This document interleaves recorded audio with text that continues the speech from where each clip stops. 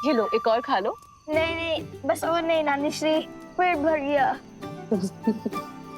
ठीक है, मत खाओ। मालपुआ जो तुम अभी खा रहे हो, वही तुम्हें माता के हाथों से भोज में भी खाना है। और क्या ज्ञात तो है कि नानी श्री के हाथ में अधिक स्वाद है या उनकी पुत्री हमारी बड़ी माता श्री के हाथ में?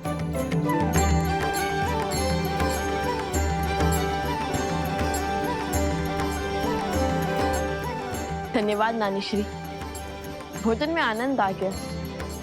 अब समझा मेरी माता ने इतना स्वादिष्ट भोजन बनाना किससे सीखा है। धन्यवाद केवल नानी श्री को, नाना श्री को कुछ नहीं। धन्यवाद महाराज जनक। धन्यवाद महाराज जनक।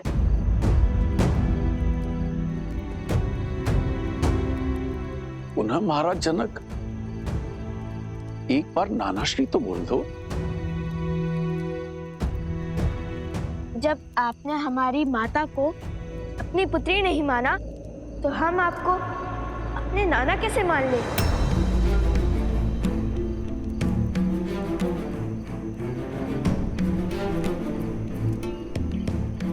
कारावर्ष आपकी पुत्री वन वन भटकती रही, एक राजकुमारी होकर भी एक वनवासिनी का जीवन जीती रही। आपने उनकी सुतक ना ली, उनसे मिले नहीं कि वो कैसी है, किस अवस्था में है, कहाँ है, कुछ भी जानने का प्रयास तक नहीं किया आपने। छोटी माता श्री से ज्ञात हुआ कि नानी श्री अस्वस्थ थी। यदि वो चाहती तो यूं माता को खोज निकालती, किंतु आप मिथिला नरेश होकर भी चूक गए। क्षमा कीजिए महाराज, हमारी मंशा आपका अपमान करना नहीं था, बल्कि हमारी मंशा तो हमारे मन में उत्पन्न हुए प्रश्न का उत्तर पाना था। वो संदेह जो हमारे मन में अभी अभी उत्पन्न हुआ, और न जाने इस प्रश्न हमारी माता के मन में कब से कचोट रहा हो कौन है, कि जिन माता पिता ने उन्हें इतना स्नेह दिया, वो उन्हें अकस्मात ऐसे भूल क्यों गए, और क्यों अयोध्या की भांति मिथिला ने भी उनसे मुख मोड़ लिया।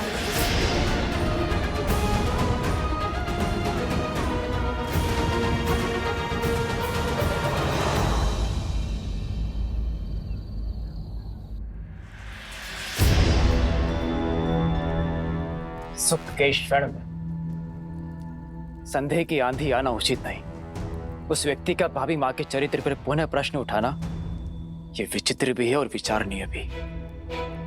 राज अनुज लक्ष्मण ने उचित किया उस पापी के साथ। मेरी मां ने तो लोक अपवाद के इस नवीन ज्वाला को भड़कने से पूर्व ही मृत्यु शैया पे सुला दीजिए, अंत कर दीजिए उस दुष्ट का। नहीं सुमन जी, राम राज्य में प्रश्नों का उत्तर दिया जाता है, दंड नहीं। उचित किया लक्ष्मण तुमने, जो उसे कोई हानि नहीं पहुंचाई। अब इस बात को यहीं दबा दो और जाने दो, हर व्यक्ति की अपनी एक सोच होती है, अपनी एक विचारधारा होती है।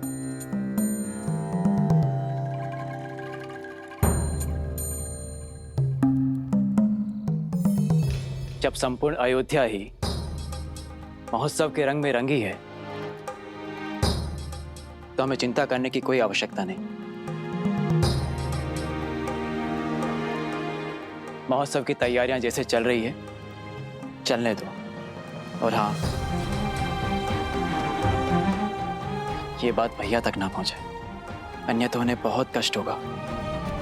इतने वर्षों के बाद उनके जीवन में सुख लौट के आया है, और ये सुख दुख में परिवर्तित नहीं होना चाहिए।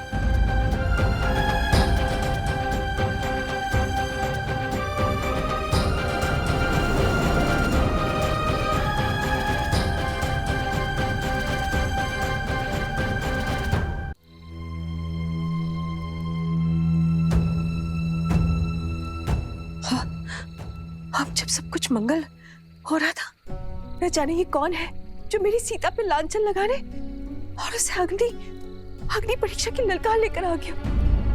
मुझे ही कुछ करना होगा, मुझे ही कुछ करना होगा। मैं आमरण व्रत करूंगी जो अपने घर की सुख शांति के लिए बहुत अच्छा होगा। यही उचित होगा। दीदी, आप व्यर्थ ही चिंता कर रही हैं। इस बार केवल अयोध्या नरेश राम ने ही नहीं, अपितु संपूर्ण अयोध्या ने सीता को मन से स्वीकारा है। सब कुछ सुलझा हुआ है। फिर आप अपने मन को क्यों उलझा रही हैं दीदी? देखिए ना, कैसे पूरी अयोध्या उत्सव की तैयारी में लीन है।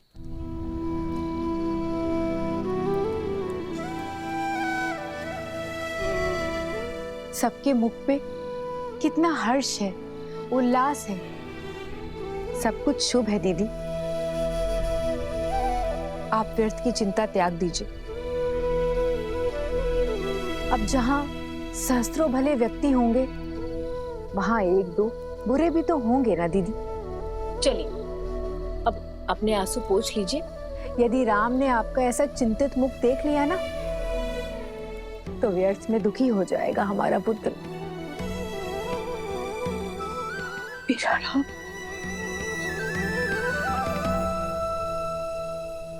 पुत्रो, ऐसा कतई नहीं है। यदि तुम्हें लगता है कि हम हमारी सीता को भूल गए हैं, तो ये तुम्हारी भूल है। और सुनैना, भूल तो मुझसे हुई है। इतने वर्षों तक अपनी पुत्री की सुध न लेने की भूल, उसकी कुशलता का ध्यान न रखने की भूल। यदि संतान सक्षम भी है, तब भी माता पिता को उसके साथ खड़े रहना चाहिए।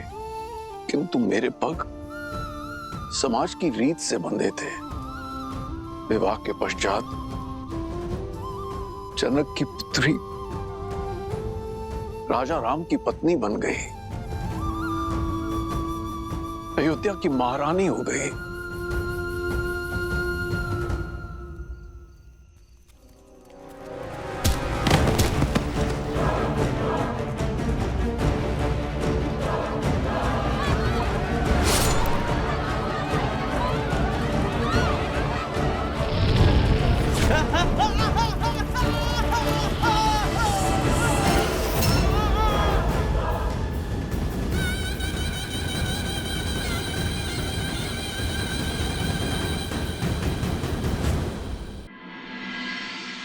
हमारा राज्य राजा राम के अधीन ही तो है।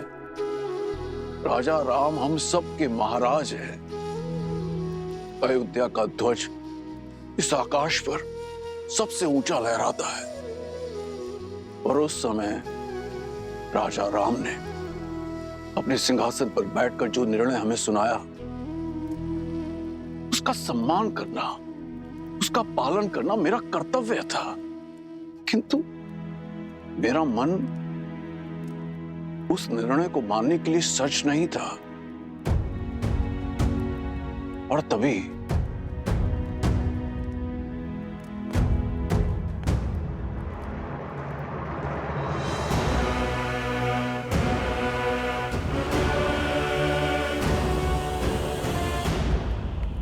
पुत्री सीता ने मुझे यह पत्र भेजा था, जो उसने अयोध्या छोड़ते समय लिखा था। इसमें उसने मुझे उसे ढूंढने से मना किया था। यह भी लिखा है कि यह निर्णय उसका अपना है, और मैं अपने राजा श्री राम राज्य की कल्पना के विरुद्ध ना जाऊं।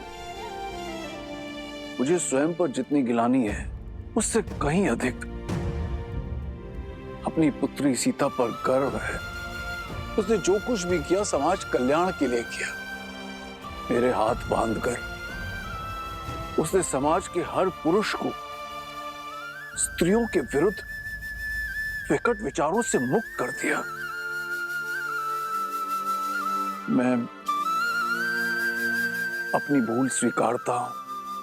एक पिता होकर भी मैं अपनी पुत्री को ढूंढ ना सका, उसके कष्ट ना हर सका।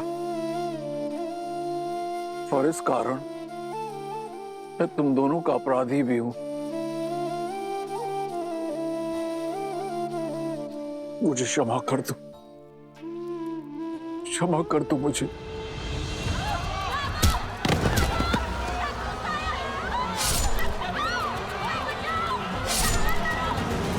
क्षमा कर दो मुझे। नहीं महाराज, आप हमसे क्षमा मत मांगो, आप हमसे बड़े हैं। बड़ा होकर भी बड़प्पन तो नहीं दिखा पाया ना। यदि मैंने अपनी पुत्री को ढूंढने का प्रयत्न किया होता तो मुझे ये तो ज्ञात होता कि मेरे 2 नाती और भी हैं।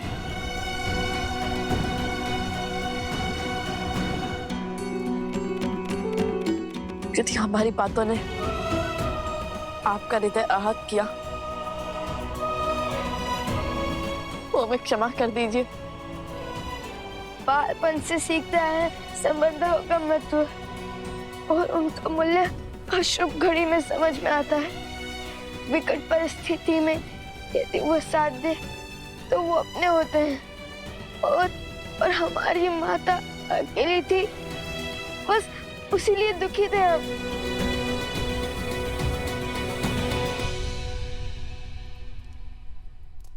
आंसू पोछिए नाना श्री।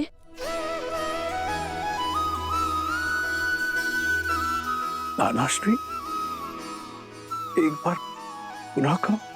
अपने आंसू पोछिए। अपने आंसू पोछिए नाना श्री।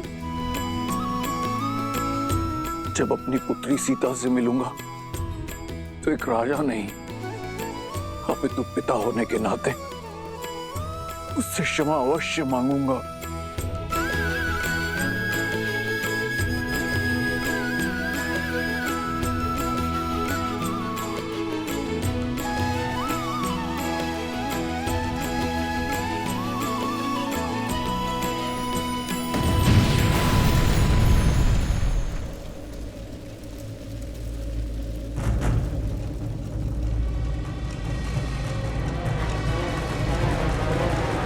कहाँ है राम और सीता के पुत्र?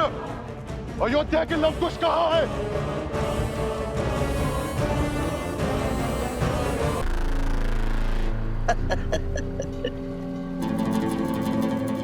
कहने को श्री राम की परछाई, श्री राम,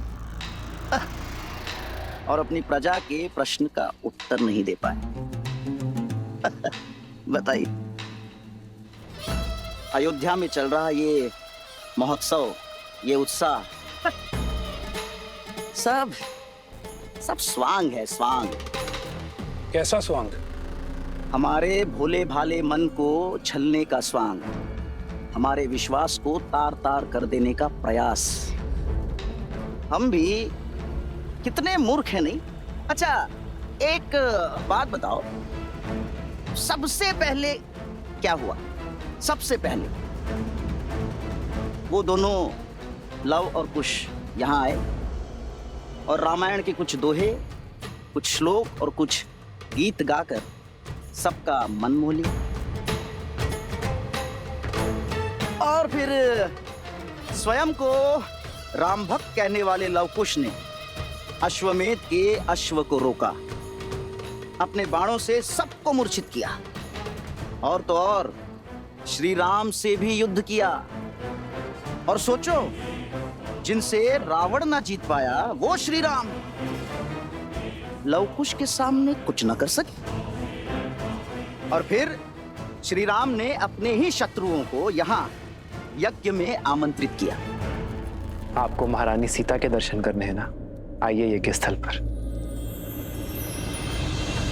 बात तो उचित है। और फिर जब अयोध्यावासी लवकुश के विरुद्ध हो गए, तब स्वयं हनुमान जी उन्हें बचा कर ले गए। और तभी हनुमान जी, श्री राम और लवकुश ने मिलकर एक षड्यंत्र रचा। उसी षड्यंत्र के अधीन यहां लवकुश ने सबसे पहले सभी स्त्रियों के भीतर प्रतिशोध की चिंगारी भड़काई।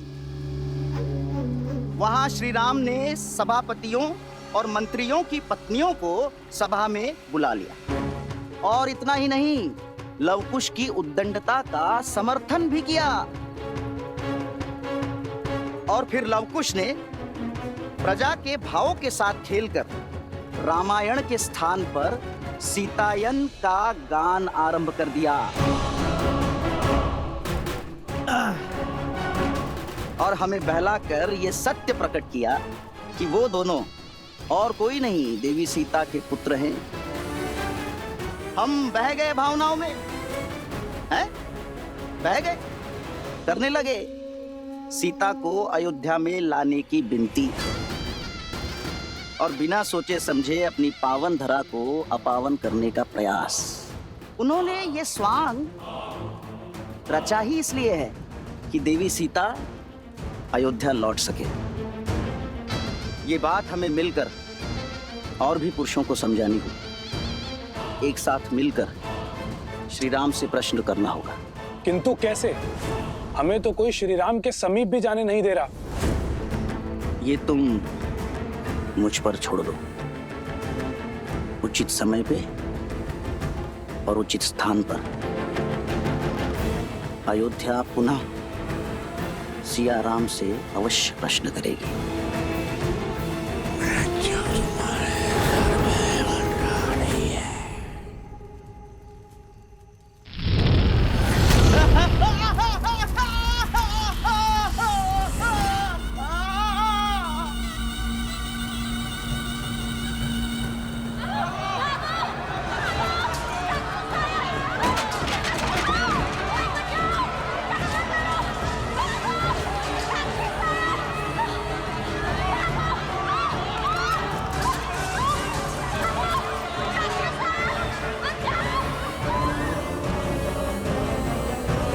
अयोध्या के लवकुश बाहर आओ।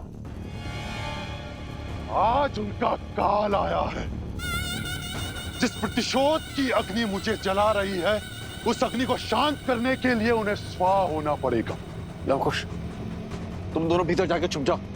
इस दुष्ट का संहार हम करेंगे। सेनापति!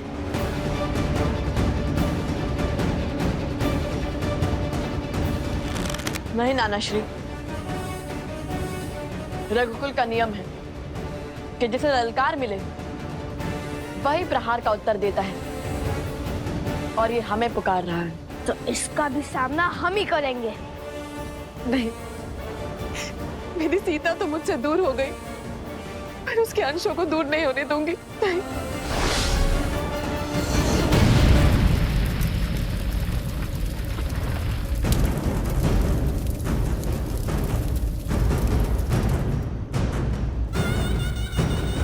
तुम सब मेरे साथ कक्ष में चलो, चलो। नहीं नानी माँ,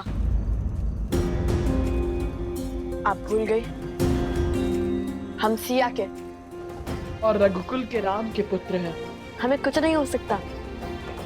ये हमारा एक रघुवंशी का वचन है कि हम सुरक्षित लौटेंगे, और वो भी उस असुर का सर्वनाश करके।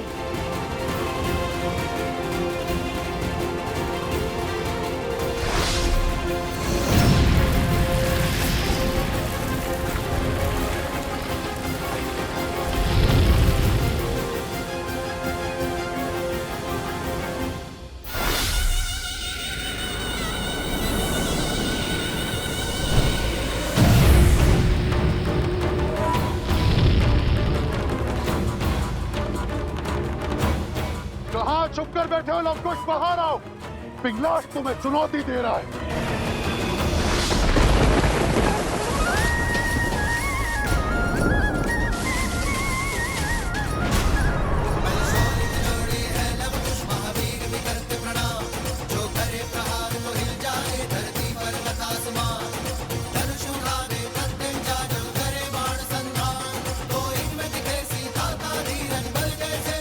लवकुश तुम्हारे समक्ष है, हम पर प्रहार करो।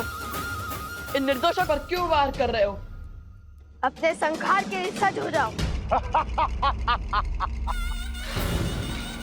आकार से बड़े शब्द हैं तुम्हारे। आज वर्षों से जल रही मेरी प्रतिशोध की अग्नि शांत होगी।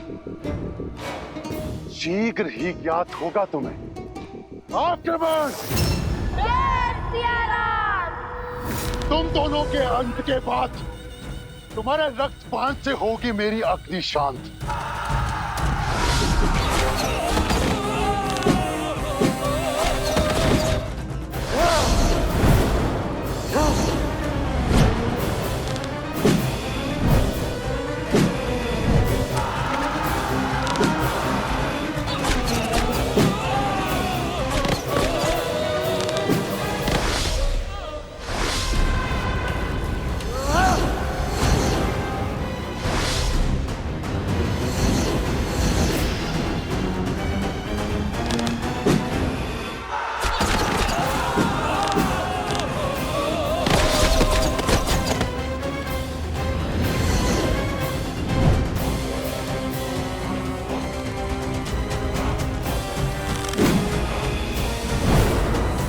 ये प्रतिशोध की कैसी अग्नि है पिंगलाक्ष, जिसमें तुम अपने ही लोगों को बलि चढ़ाए जा रहे हो?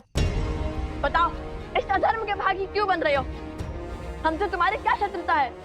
इससे पहले कि ये अग्नि तुम्हें ही भस्म कर दे, सबको छोड़कर प्रभु श्री राम के शरण में आ जाओ पिंगलाक्ष। बस! सेना हर ओर से आक्रमण करो, आगे बढ़ो।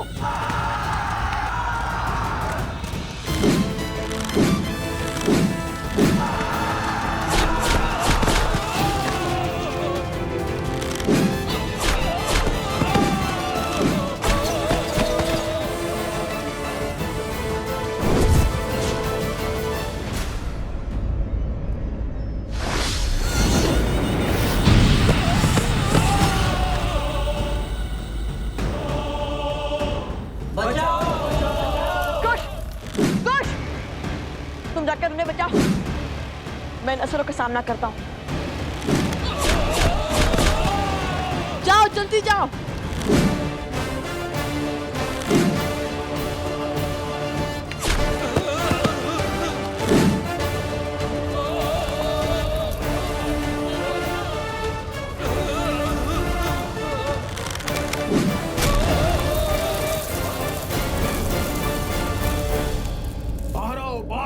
सब लोग बाहर आइए, इस ओर चलिए। शीघ्र कीजिए सैनिकों, शीघ्र कीजिए। जब दो हिरण को एक साथ अखेट करना कठिन होता है, तो उन्हें एक दूसरे से दूर कर अकेला करना ही उचित होता है। शीघ्र कीजिए, सब सुरक्षित तो है ना? जाइए जाइए।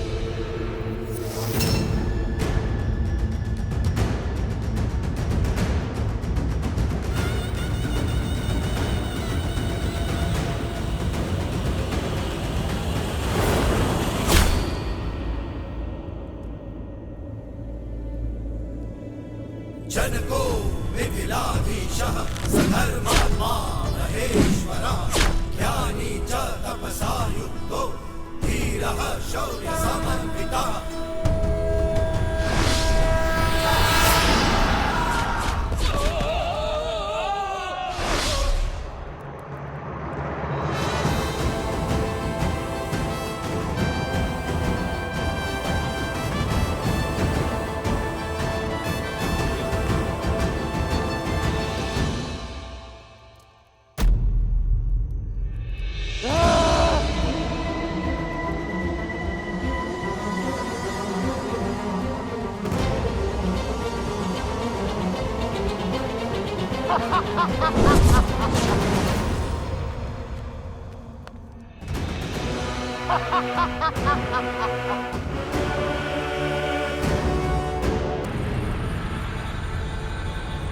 आक्रमण!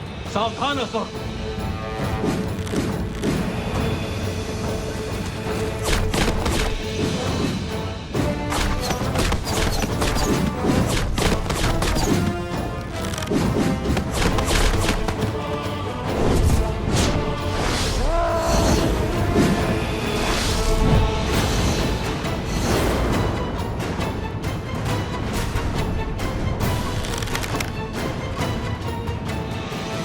जलास्त्र।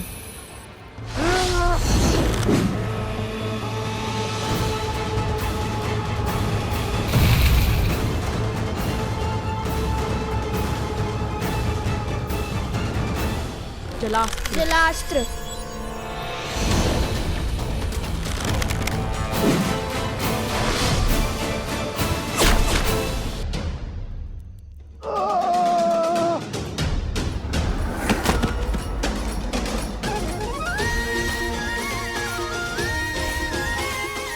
सियाराम के लव कुश से टकराने चले थे। चख लिया ना पराजय का स्वाद। चलो भागो यहाँ से।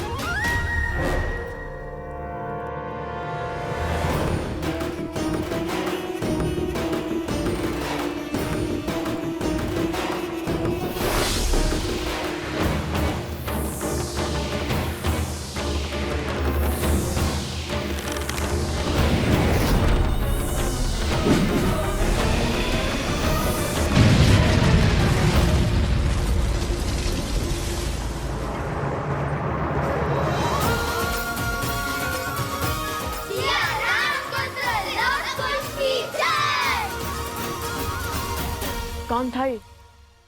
और भला हमें क्यों मारना चाहता? और वो भी तब जब माता पुनः अयोध्या लौट रही है।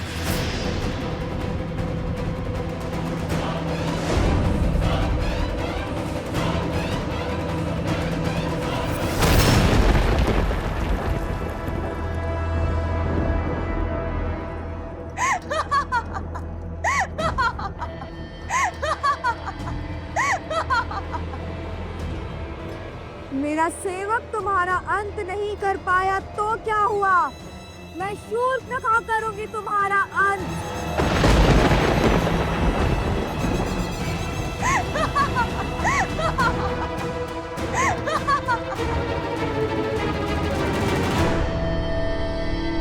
पाया तो क्या हुआ? मैं शूर्पणखा करूंगी तुम्हारा संहार।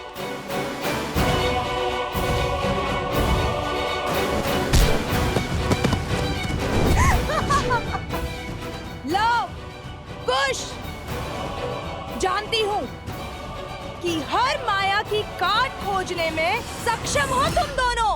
तो तुम हो जिसने हमें पहले भी मारने का प्रयास किया था, और हमने पहले भी तुम्हारे प्रयास को विफल किया था। तुम्हारे कारण मेरे भाई के प्राण संकट में पड़े हैं।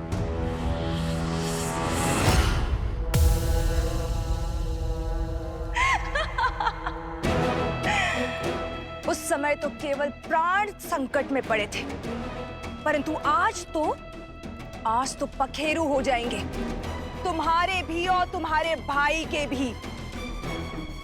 आज साम दाम दंड भेद सारी युक्तियां लगाकर, सारी शक्तियां लगाकर रघुवंश के कल और कुल का अध्याय ही समाप्त कर दूंगी मैं।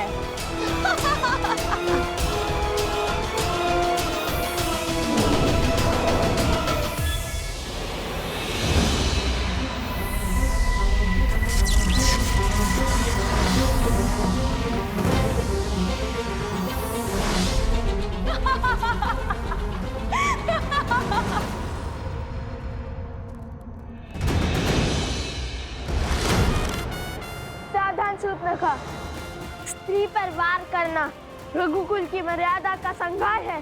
रोक दो ये दुस्साहस, अन्यथा कहीं हमें भी काका श्री लक्ष्मण की भांति उनके पद चिन्हों पर न चलना पड़ जाए। उदंडी बालक,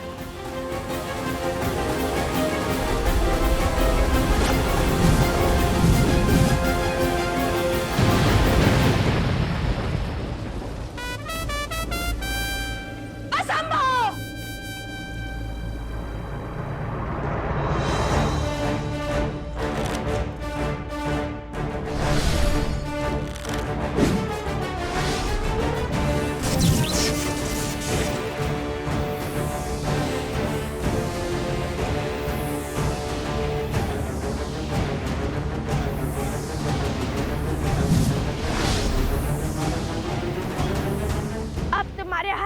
का अंत हुआ शूर्पणखा। अब तुम कोई खेल नहीं खेल सकती, कोई स्वांग नहीं रच सकती।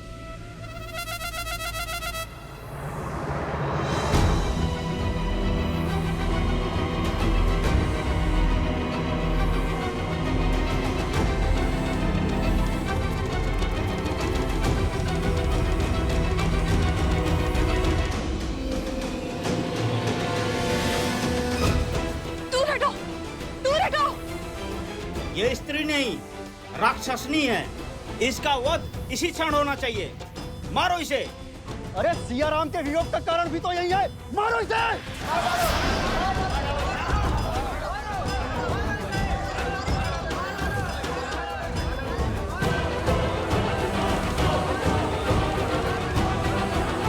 नहीं, माना कि एक राक्षसी है, किंतु है तो एक स्त्री ही ना, एक माता ही ना। धरती पर प्राण देने वाली स्त्री का मन कोमल होता है। उसका मन सबसे विशाल होता है, जो स्वयं असहनीय पीड़ा सहकर अपने संतान को जीवन दान देती है। और स्त्री का वध वेदों में, शास्त्रों में जघन्य अपराध माना गया है। आप ज्ञान के केंद्र मिथिला की प्रजा हैं और धर्म की रक्षक मैथिली के प्रिय हैं। आप इस पाप के भागी मत बनिए और मेरी मानिए, इसे जाने दीजिए। महाराज जनक की पावन धरा पर एक स्त्री का रक्त बहाना शुभ नहीं होगा। लवकुश का कथन उचित है। प्रकृति कुकर्म का दंड स्वयं देती है और इसे भी इसके कुकर्म का दंड अवश्य मिलेगा। मैम, आपका मन स्वच्छ है, इसीलिए इनके भीतर की मलिनता को देख नहीं पा रहे हैं। किंतु वास्तविकता यह है कि ये पाप से भरे कलंकित हैं ये सब के सब। लक्ष्मण ने उचित कहा महाराज, इनके प्रश्न आधारहीन है। मेरा धर्म इस पावन सिंहासन के साथ जुड़ा है भरत, और मैं अपने धर्म को निभाने के लिए प्रतिबद्ध हूं। यहाँ उपस्थित प्रत्येक अयोध्यावासी मेरे लिए मेरी संतान की भांति है, मेरे परिवार का अभिन्न अंग है, और मैं अपने परिवार के हर सदस्य की बात सुनूंगा। कहो, क्या कहना है तुम्हें?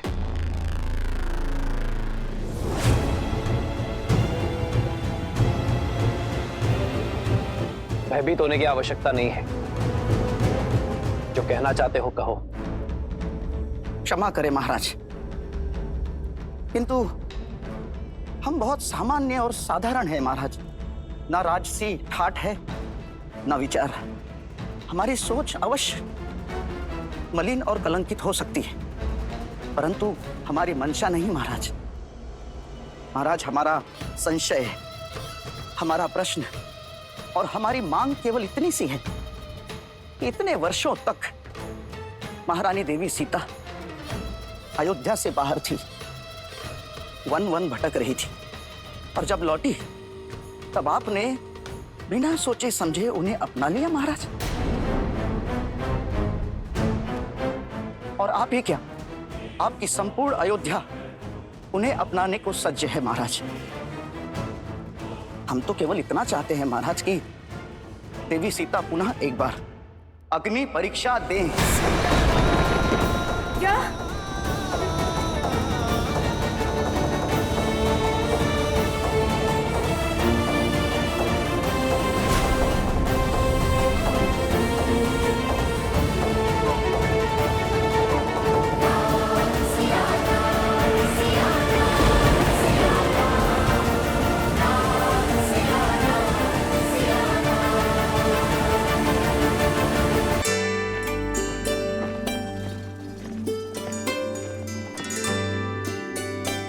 राजभोग और मधु का पुआ?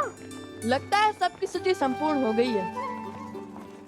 अरे अभी कहाँ, बहुत स्थान बाकी है। देखिए, अद्भुत। लगता है जिन्हें आज तक कोई ना हरा पाया, उन अजय अमर हनुमान जी को हम भाई मिलकर पराजित कर देंगे। क्यों? हम उनसे अधिक बोझ करेंगे। अब तो संपूर्ण संसार ये सत्य जान चुका है कि आप दोनों रघुवंश के वंशज हैं, तो फिर ये वलकर क्यों, राजसी वस्त्र क्यों नहीं? जो माता हमसे पहले हमारा हर दुख झेलती है, हम उनसे पहले उनसे सुख की अनुभूति कैसे ले? अपनी माता वलकर में तप कर रही हैं और हम राजसी वस्त्र पहन ले? ये तो असंभव है। पर निश्चिंत रहो, सब सज्ज है।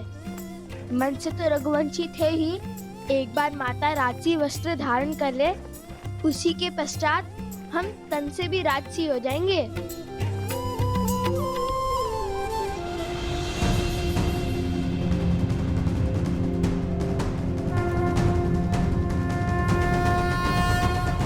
इस पावन सिंहासन पर विराजने के लिए अपनी सुचिता की परीक्षा तो महारानी देवी सीता को देनी ही होगी महाराज। उन्हें अग्नि की कसौटी पर खरा उतरना ही होगा।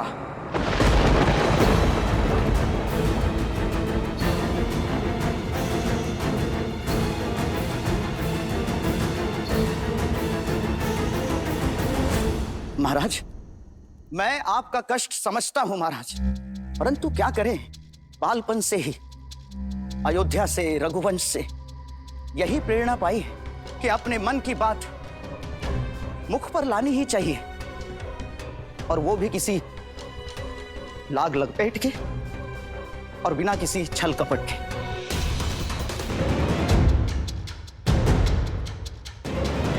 ये क्या कह रहा है? बड़ा ही निर्लज्ज है। और वैसे भी आपने जिस संशय के लिए महारानी देवी सीता का परित्याग किया, उसका आरंभ भी एक अयोध्या वासी के मुख से ही हुआ था महाराज। तो फिर हमारे साथ ये भेदभाव क्यों महाराज?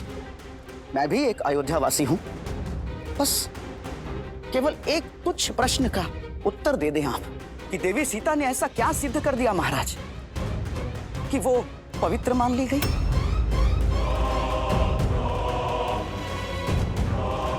और उन्हें पुनः अयोध्या में वास करने की आज्ञा मिल गई। ये अनर्गल बातें कर रहा है। महाराज, आप चुप क्यों हैं? इसकी तो जिभा काट देनी चाहिए। कैसा प्रश्न है ये? बिल्कुल उचित प्रश्न है। कदाचित इस सभा को मेरा प्रश्न दुस्साहस लग रहा है महाराज, परंतु मुझे पूर्ण विश्वास है अपने श्री राम पर और उनके राम राज्य पर। मेरे हर संशय का हल होगा, मेरे हर प्रश्न का उत्तर मिलेगा और धर्म स्थापित होगा महाराज। अरे मूर्ख!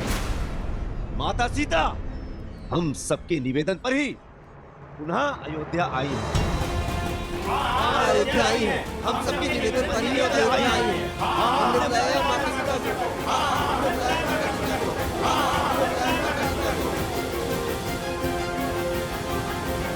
माना कि ये गुहार अयोध्या से ही उठी थी, किंतु महाराज भावों के भंवर में बहकर मानो क्या कुछ नहीं कर जाता।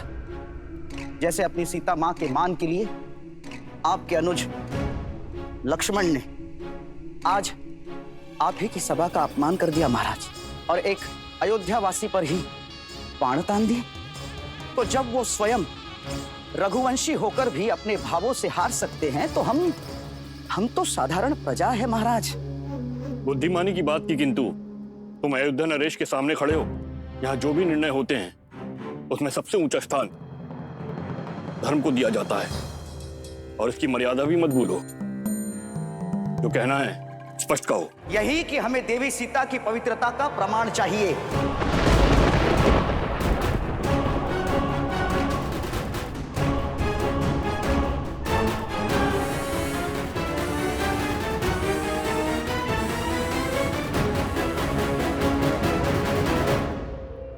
महाराज, जब रावण के पाश से मुक्त होकर अयोध्या की महारानी ने अग्नि परीक्षा दी थी, तो अब 13 वर्षों के पश्चात लौटने पर क्यों नहीं?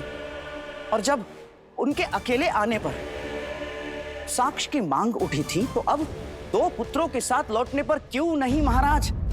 मौन हो जा दुष्ट! लक्ष्मण,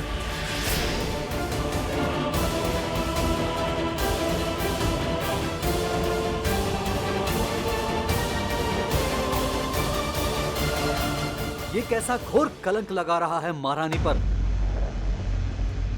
तो अब आप ही बताइए कि दुविधाओं के इस धुन में ये कैसे सिद्ध हो कि लव और कुश